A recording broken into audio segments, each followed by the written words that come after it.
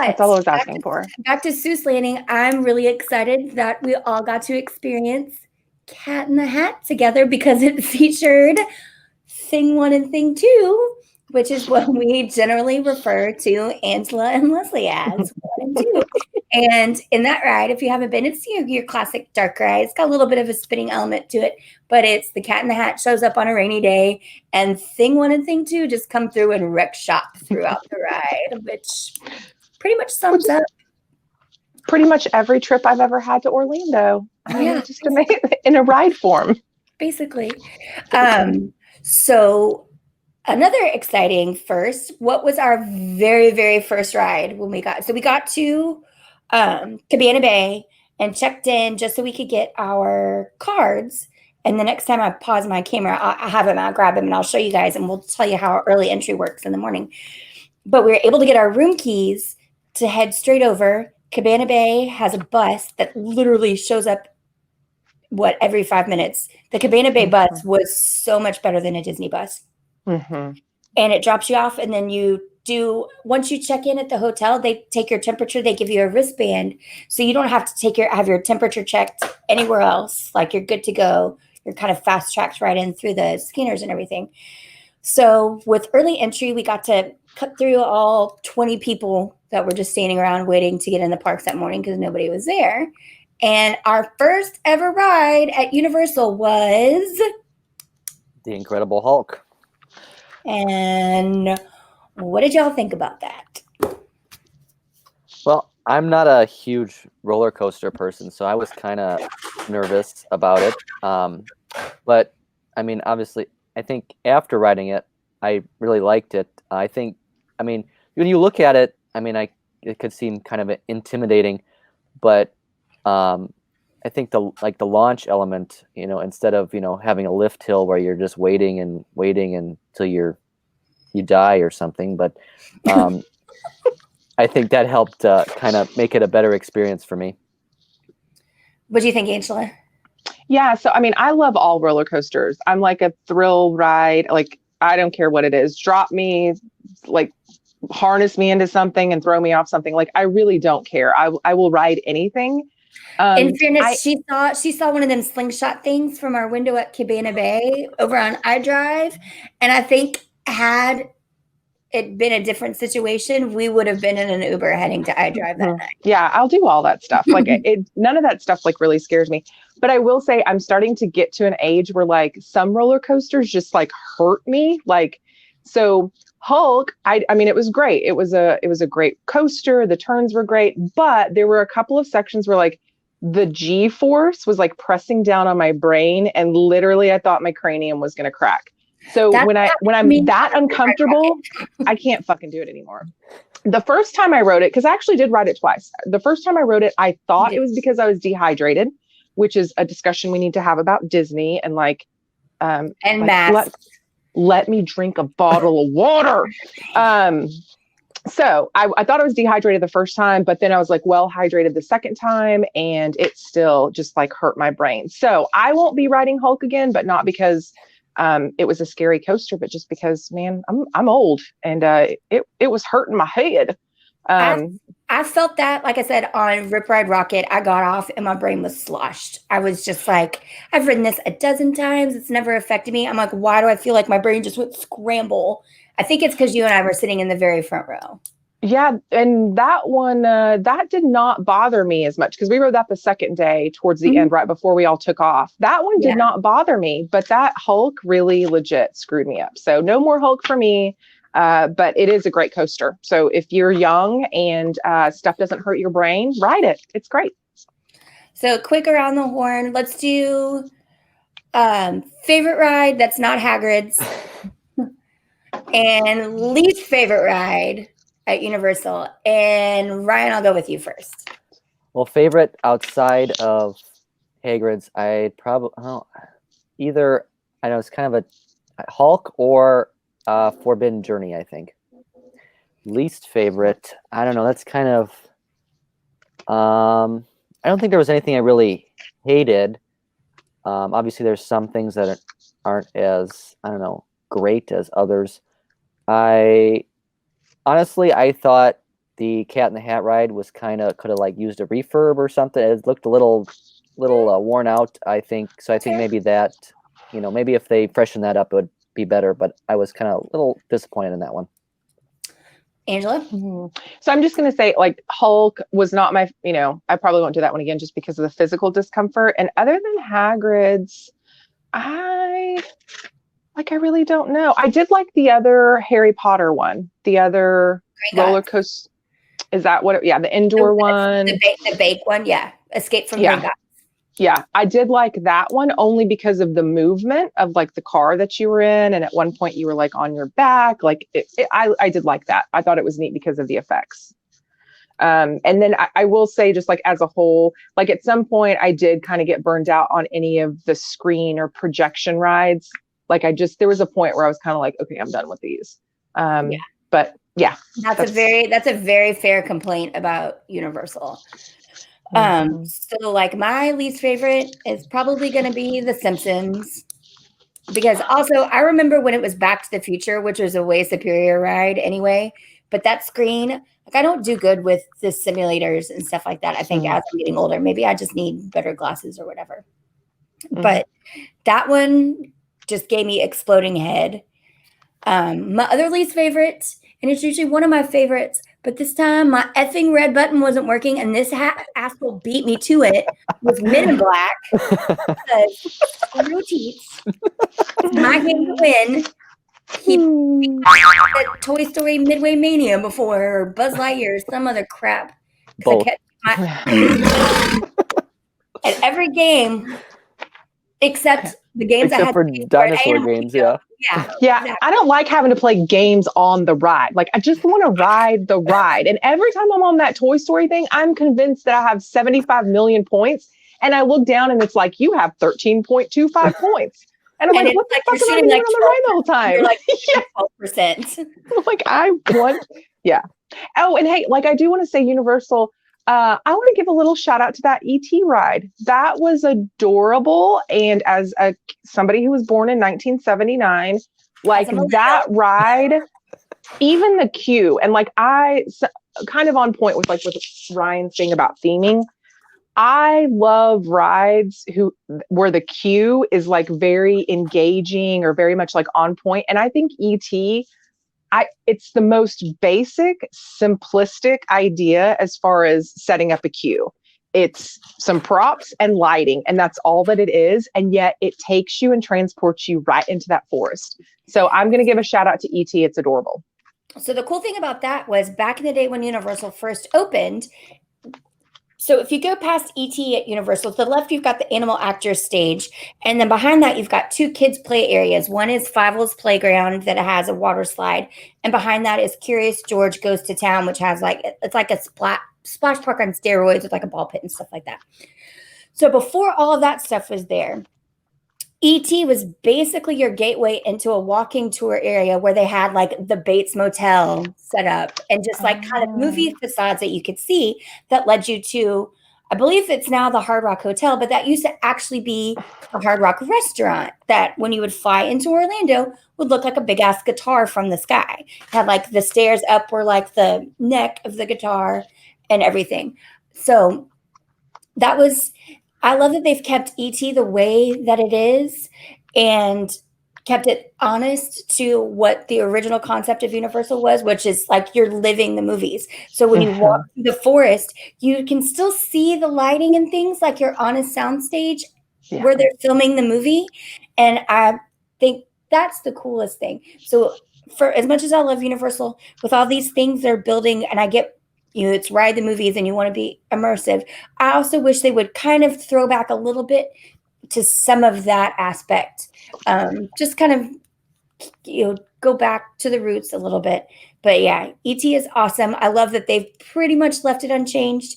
I told them even before pandemic times, you'd walk into this room. Again, this is back when I was in high school. And there'd be you'd get a card when you get in line, and they'd scan it, and there are people sitting at those handy computers, and you would tell them your name, and they would type it in and scan your card, and then you'd scan your card again when you got on your little bike. And at that very last ET, when you fly by, it would say like, Goodbye, Keely. Goodbye, Aw. Angela. And so, back in the day, that was some freaking technology as far as like rides and stuff. That was about as interactive as you got, and then fast forward Disney 25, 30 years later is like, okay, your magic band will say you're doing a rock show in Fort Worth when you're waiting in line at Rock and Roller Coaster or something like that. So ET is great. I hope they keep it. They should keep it. People love it. It's something that's true to form. Listen, if Trumpy Bears can still be at Magic Kingdom, ET can still be at Universal. Ooh, yes, they are. They are everywhere, guys. Everywhere. So on the flip, I've said my most hated, but my ride I love the most, that's not a Harry Potter ride that hasn't been mentioned, I'm going to give some love to the Mummy. I think the Mummy is a really, really fun, different ride, because you think you're just doing the dark ride through the movie scene, and then you get the surprise, and it's pretty aggressive. It's got some Yeti elements to it. I think the Mummy is pyrotechnics. Yeah. I love pyrotechnics. Pyrotechnics. Yes. Anytime. Yes. So I think that was I'll give a shout out to that. I think it's different. It's fun. It's way too short. I wish it was longer because it's that much fun. But it's cool. I will say I did have like a little runner up, and this was again strictly because of the queue, was the King Kong ride, which was a screen thing. But the queue strictly because Keely enjoyed that walk through the queue so much. And I literally had I could not figure out why she was shrieking. You were shrieking. There was like nobody there. It was real funny. It was real funny. Can you imagine in non-pandemic times if we went through that and that jumped out at me? Like literally, Leslie had to put up with this last year at Halloween Horror Nights. There was like nothing there. Like you guys thought it was a bit last year, and then you got to see it firsthand. I do not like things jumping out at me, or even the possibility that something is going to come around the corner and get in my face. I'll own up to it because I was like leading the way. I'm like, nope. Go ahead. I'm shut down. I'm just like, I can't. I've got to hold on to someone's shoulders and bury my face in your back. And that's the only way that I'm going to make it through this thing. Yeah, that was real funny. That was real cute. Thanks. But you know what? You laughed at me, and then what happened? You got shot in the face by a dinosaur. I'm glad Brian has that memory because it makes him laugh so hard every time the story's told. He literally laughs harder every time the story is told. You got shot, hit the dangly thing in the back of your mouth. Sure did. Dinosaur on the Jurassic. I felt it all. Like every part of my face was affected by that shot from the dinosaur. If ever there was a money shot, there was I wanted a stuffed that dinosaur should have won the stuffed animal. The biggest prize that they were giving out that day. Like you literally should have won you. Yeah. And Ryan's like, oh, that's what shuts Angela up. Okay. Yeah, no. Real cute. So I will say, I do want to go back when they open up the new Velociraptor coaster. I would go back to ride that. They can get those birds to stop making an after they evict the ospreys, right? I love that the ospreys not giving up. They're like, no, the thing is, this is where my nest has to be. So the funniest thing for me after Angela getting shot in the face was we were crossing through, I think it was coming back from Hagrid's or maybe going to Seuss Land or something like that. And the pathway, the crossway for the construction teams was open. And Teets is like, let's see what it's going to be. The other day it was a raptor. And it was just like a generator truck. Yeah. And he was so disappointed. It was just like, I will say, going park to park, I lost 2 coffees. So what is the deal? Why can't I take a freaking cup of coffee from one side of the turnstile to the other? Can we not just test drinks or something? Those are $5 cups of coffee. And I had to. You got your free, your free hotel coffee was totally fine. My free hotel coffee? Yeah. Remember on day 2, you got to take your hotel coffee in there. Into where? Into Islands of Adventure. I don't think no, I didn't get it in. Are you sure? I'm pretty sure. Did. Anyway, I think coffee and non-alcoholic drinks should be able to go like from side to side. That's a little ridiculous. Well, because you can take a beer on the Hogwarts Express. Not coffee. Jeez. Did you try on Hogwarts Express to take the coffee? No, I didn't have coffee at that point. No. So the cool thing, y'all didn't see it from King's Cross going back to Hogsmeade. Like it's styled like a London tube, like a London Underground station. So there's like a little bodega that sells like cans of beer and snacks and stuff right before you get in line. So you can grab like a Smithwick's or something like that to take on the train, just like if you were commuting home in London. Oh, cute. It's That's really adorable. Cute. So we have to go back so y'all can see that. So first for me was staying at a Universal Resort. And like I said, we stayed at Cabana Bay and we had volcano view rooms of the beautifully closed Volcano Bay. So we missed that by like what, 2 days, Ryan? Yeah, I think, well, it closed on I think November 3rd. Yeah. Say. Okay, so like 4 days. So what were y'all thoughts? So we'll compare them. So I don't think we mentioned it at the top of our show. Angela, Leslie, Whitty, and I stayed at our favorite Beach Club Villas.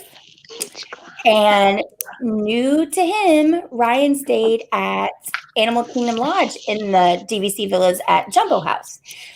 So we'll talk about our resort stays in the next segment, but how did y'all compare Cabana Bay to staying at a Disney resort? And just to give everyone, again, we were in 2 queen beds, Volcano Bay, Volcano View rooms, and I'd asked for adjoining or connecting. And so we had the little door in between our 2 rooms. So we were able to open it up and just go back and forth. And like Angela said, walked in on Ryan creeping out in the corner one morning. I asked him. So what did y'all think? Well, I mean, I really liked. I would compare it to a Disney Value resort, and I'm a big Pop Century fan, so I think overall I thought the rooms were a really great size. I thought they were bigger than a Pop Century room. I really liked the theming of it, obviously, because it's more of a 50s style resort. So you have like there's a bowling alley there. You have like retro soaps and toiletries and stuff, and everything just feels kind of that old retro-y vibe. And so I really liked all that. And overall, I thought, I mean, the view was great. I mean, if Cabana Bay or Volcano Bay was open, that would have been really cool, to see everything operating too. But overall, I would stay at Cabana Bay again. So the cool thing is, in the tower we were in, which was beachside, is when you go downstairs to the pool, that's right where the secret entrance into Volcano Bay for Cabana Bay guests is. So had Volcano Bay been open, it would have been like just straight off the elevator and to the right, and we're in the park. So that would I would love to go back because I've never done Volcano Bay. I'd love to go back and do that. And just the convenience of staying right there and be able to cut the line makes it real nice if you want to just start your morning at the water park and then go to the regular park. So you start your morning for early entry and then come back and hit Volcano Bay for like the last 2 hours of the day or whatnot. Those Cabana Bay volcano rooms are really pretty badass for that. Yeah, I thought they were, I mean, the price point is amazing, I think, when you're comparing it to Disney. The rooms, I really liked the rooms. They had tall ceilings, probably like 15-foot ceilings. And then to have the floor to ceiling glass looking out over Volcano Bay, they just felt bigger, that there was more space, especially in the girls' room where there were 3 of us. So that was helpful. The bathroom was also bigger too. There was just a little more like elbow room in there. So as far as size of the room, like I thought it was spectacular. The view was great, even though the volcano wasn't like active. And so I get the appeal of it. I wish before we had started the trek that night to the room with all the luggage that somebody would have told me it was 7.2 miles, because I would have made Ryan carry all the heavy bags. But other than that, I mean, it was great. And it was a nice little kind of complex. And then the other thing that I liked about Cabana Bay was that kind of like their, what do you call it? Their food area, like their little food court that they have. Oh, the Bayliner Diner.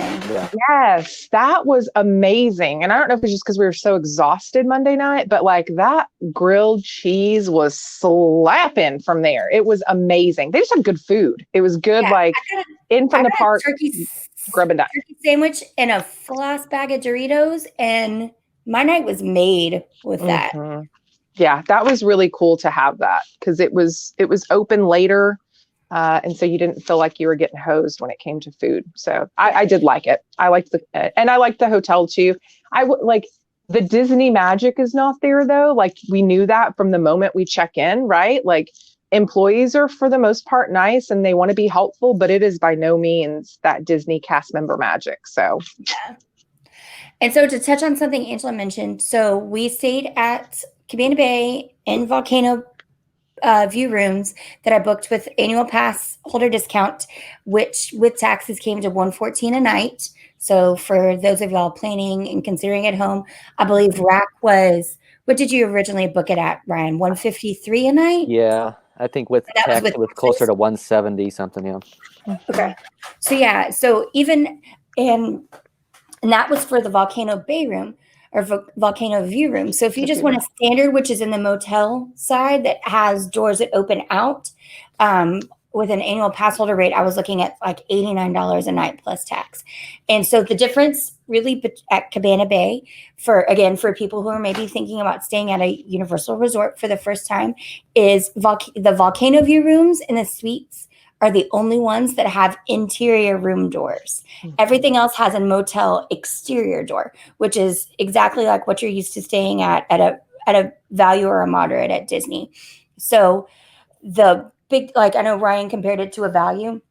I thought that it's more like a nicer moderate at Disney because of the interior doors. I think the space was huge. It felt like the room to me was twice the size of the Beach Club Villa. Just because of the space. So you had the 2 queen beds, you had a table, like a decent sized table with 2 chairs and a long dresser. You had a nook where we kept our rolling luggage cart in Ryan's room, but there was a place to actually put it there, like a little cutout in the entry hallway. So I know you can't get a rollaway bed for a 5th person if you want to have a 5th person in there, but for us being 3 gals, if Woody had been there, it would have felt just as spacious. Yeah. It was real easy for all of us to get ready in the morning or get ready at night. Thought the beds were really comfortable, but plenty of space, and definitely those floor to ceiling windows in the really tall ceiling made it very, very comfortable. So made all the difference, I think. I gave Cabana Bay 2 thumbs up. It was really cool when we checked in. They were just getting to start on the super mid-century modern Christmas decorations. And by the time we got back to the resort, they were all up and they were so cute. I loved that illumination tree in the lobby. Mm-hmm. Ryan and I, so also because of pandemic times, the fun pool at the Lazy River is only open on the weekends. But Ryan and I did go check out the main feature pool and it was really nice. I liked it. Someone had to buy a swimsuit this trip. I always pay for that. But so what happens when you let the little ones pack themselves? They forget something every time. Every time. I did remind everybody multiple times, bring a swimming suit. Even Woody finally remembered on the last day. But I enjoyed the pool. It would be cool to have gone during the day to like see what the bar and restaurant was like. But as we were leaving, a family had set up and was running one of the fire pits making s'mores, which was really cool. Like we talked about another trip, we'd love to go back and do like 2 nights there, but do it at the beginning of a trip. What do y'all think? Yeah, definitely. I obviously liked our trip and everything, but I think if would have been even better had we had Universal on the front end and then ended with Disney.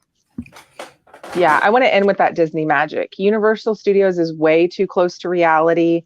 There's too much like influx of like the real world. Disney like maintains that bubble. It's like a much easier exit back into the real world. If you're just going Disney to MCO, man, that Universal Studios, it's like yeah, I mean, America's out there. It's like right there. So, yes, I would like to do. It's literally right behind where you got shot in the face by the dinosaur. Yes, that's where America's at. So I agree with Ryan. I would want to do Universal on the front end and then end it with Disney. But I don't really see, like me personally, I mean, unless, you guys get some cheap tickets. I personally would not find, there's no need for me to go back until that new Velociraptor coaster is up and running. Super fair. And so we'll talk about this when we move on in the next segment. Well, the next segment, we've got a personal story to share about something that people aren't super familiar with at Walt Disney World. But I just want to touch on a couple of things that I liked that Universal did over Disney. I loved the temperature checks when you got to the hotel and the wristbands. I thought that was amazing. I wish Disney would do that. It made me feel so much safer just wandering around the common areas at the resort. It also helped you beat the line at the park. Yep. And I wish Disney would do that. I mean, if we're on property and we're staying in a Disney resort, let's do a temperature check at the hotel. And especially with Disney, you have so many people coming from off property to come eat and stuff like that. Mm-hmm. Even more me paying the high dollar that I'm paying to stay at a Disney resort, I want to feel safe in the common areas. So that's where I feel like Universal did better. The second is quite literally, every single ride, right before you get in your little assigned row, someone is there assigning you to your row and squirting hand sanitizer into your hands. Mm-hmm.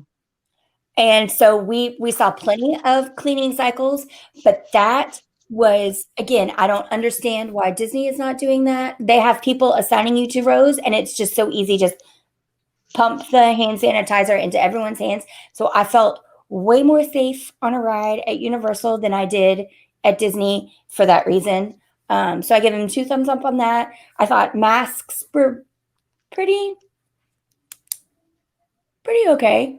What you would expect. I didn't see a lot of like noses and stuff out or anything, not more so than anywhere else. So those are my 2 things. Anything else you guys got? Yeah, no, definitely the temperature check thing. And I won't say like the hand sanitizer stuff at Universal was nice. And I can see the advantage to that.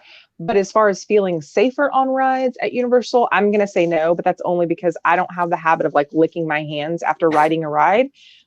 So, I know not to put my hands near my face after the Disney stuff. But that's just kind of like COVID stuff in general, right? Like there's not a whole lot of like hand to face things. So yeah. The other like masks, I didn't really notice.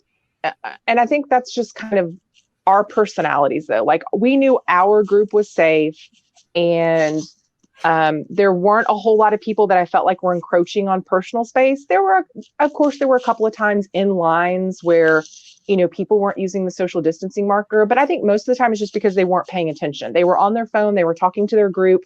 I went and rode, what are the towers, the tower things? Oh, Dr. Doom's Fearfall. Yes. When Leslie and I went to ride that, I only rode because Leslie bounced at the last minute. She was like, no, I'm just kidding. But like there were 2 younger girls behind us, like preteens. Huh? You knew this was going to happen though. I don't even know why she waited in line. Like, I was like, why are you even here? And then I think it was, I don't know, they were only running like 1 tower. Anyway, but there were these 2 like preteens behind us and they were so excited, but they were totally like standing right next to us because they were asking questions like, have you ridden this before? Is it scary? How tall is it? How fast does it go? I heard sometimes they get stuck and you have to like ride it 2 times in a row. And I'm like, no, none of that stuff happens. But so as far as like social distancing and stuff, I think it's just one of those things like, if you feel like someone's too close, you move and then the problem is solved. So, I mean, you're at an amusement park. I don't expect everyone to walk around with exactly 6 feet between them, but you damn better sure be wearing your mask over your nose and your face and your mouth. Otherwise, it kind of defeats the purpose of us all being together. So Disney was kind of the same way for me. But yeah, that's what I got. Teets, any takeaways? Yeah, I agree with a lot of what you guys said. Even if Disney just like did the, made you take hand sanitizer on like rides like Toy Story Mania or Buzz Lightyear or something, the more hands, those types that would be even better. But I really liked the hand sanitizer at Universal. I thought, both parks did pretty good jobs with masks. I thought Disney did a little bit better. At Universal, you saw more. You could see the gators and stuff where Disney doesn't allow that. So I think obviously that comes down to personal preferences and how you feel or comfortability wise. But I think I like Disney more. It was a little bit more strict on the masks. So wrap up on Universal. Any last Universal? No, I did see that Universal just added, though, in the last few weeks, they now have people walking, like employees walking around the park with the little signs about how to properly wear a mask. So that's good. I think they can just bounce better ideas off of each other. Yeah, absolutely. So that was our Universal time. I loved it. I told these guys I'm so thankful they indulged me because I hadn't been in like a year. So it was nice Ryan followed me around. We had butterbeer and regular beers in Diagon Alley, and I got to play with my wand, and I was all excited. Bought all my Harry Potter candies. So it was a fun time. I'm a big fan. It's great. So on our second day at Universal, someone had to take some time out of our visit to make a little sojourn back to Walt Disney World property. And I think it'd be interesting for people to know if you're interested in how the lost and found system works at Walt Disney World. And on that, here's Angela. So kids, here's what happened. It was Saturday, and we were wearing our matching Christmas outfits, and we were at Magic Kingdom, and it was shortly before 2 p.m. Florida time. And so on that Saturday, my family was back home, headed to my college alma mater's football game. And there was an issue with the e-tickets in the Google Wallet and multi-generational family. And so I had my phone out while we were waiting in line for Space Mountain. And I was trying to make sure that they got tickets, and we did a little thing right before I got on the ride. And I thought, okay, cool. As soon as I get off the ride, I need to check with them to make sure that they got into the stadium with these tickets. So when I got into our little car, I did my usual stuff and I dropped my phone in the net bag. I never drop my phone alone in the net bag. It always goes in my purse. Anyway, so when I get up to leave Space Mountain, I totally forget about that stupid phone in the bag until we get outside of the ride, and I go to get my phone to check to see if my family's gotten into the football game. And I'm like, oh, I don't have my phone. Net bag. So I went right back to a cast member. So at some point, like last year, I left my sunglasses on Haunted Mansion. And it was super easy. I just went to the cast member, told him what the deal was. Leslie, who's like Uber mom, knew the number of the car thing that we were on. And so they just went and got my sunglasses and brought it to me. Well, this time she hadn't paid attention. This is all Leslie's fault. She hadn't paid attention. So we didn't know what car number we were in. And the cast member's like, well, the deal with COVID, blah, blah, blah. She's like, we have a new lost and found system now. And she hands me this little card, and it's got a QR code on it. So you scan it, and then you enter in all the information you can about your lost item, where you were at, what time, what you were doing. If you remember any information about where you left it on the ride, you enter in all your contact information, what you lost. I mean, anything that you can possibly give. So I wrote the book on exactly what I was doing with this phone. And it tells you when you submit the information, you're not going to hear from us for 48 hours, which is fine, except I lost it Saturday and we were leaving Tuesday night. So it really came down to the wire. But no joke, we left Disney property, got to Universal, and then like 56 hours later, I got the email that said, hey, we think we found your lost item. Come to Disney Springs to retrieve it. So you go to Disney Springs, back like where the bus station area is at. And I forgot, what is that thing that's back there? It's not that little like sundry store. It's something else. It's like something warehouse. Anyway, it just has a walk-up window, and you walk up to him, and she asked for my name, and lo and behold, my phone showed up completely unscathed. Needed a charge, which took several hours. But I will say that was a really nice system, as long as you can have patience in that first 48 hours, because there's not any place that you can call or like check online. So once you submit that ticket, you just gotta forget about it for 2 days. So I liked it. That's the second time I've lost something at Disney and gotten it back. That's because Walt loves me personally. He talks to me in my dreams, so I know that we're real tight. So that worked out really well. I was impressed with it. I thought it was a good system. Of course, I had a happy ending. I will say, when they notified me that my item had been found, I had a couple of options. One was to go pick it up, which was involved going to Disney Springs. And the second option was to have it sent to me. So they would have mailed my item back to me, assumedly, maybe if I paid some fees. And then the third option was like, don't do anything. Like, I don't want it anymore. Huh? Paid more than what the Google Pixel was worth? Hey, leave my Pixel alone. I'm sorry, your jitterbug phone. Whatever. Y'all are so jealous. You're just jealous because you're like everybody else. So the third option was like, I don't want my item back. And I was thinking, like, what would you report lost that like you didn't want back? That's scary. Like, what if you reported a kid lost and they found him and you were like, no, not taking that little jerk back home. That'd be real funny. So that was my wonderful experience with Lost and Found at Walt Disney World this year. And it only took us, and thank God we went back. Otherwise, Ryan's mom would not have gotten her purse this trip. And Ryan probably would still be grounded, and we wouldn't be doing the show right now. Did I miss it? Did you give the backpack to Mama Teets yet? Yes. And? Well, she's using it, so I assume she likes it. I heard that Leslie got a personal direct message from Mama Teets about that purse. She did. Very sweet. So we knocked out two birds with one stone. Yeah. And it kind of worked out well, except you guys got totally stormed on at Disney Springs. Yeah, that was a little annoying. But I mean, it's Florida. What are you going to do? It gave us 10 or 15 minutes just to kind of hang out. Yeah, we were in line for Hulk when it happened. So we were indoors and we got to sit down on the ground. We didn't have our phones because you have to put them in those little lockers. So we're like reading Twitter off of our watches, responding to texts that way, but not talking to each other, because why would Teets and I talk to each other while we're stuck in line for a ride? Yeah. Ryan doesn't talk a whole lot. He's got limited energy to project voices outside of his head.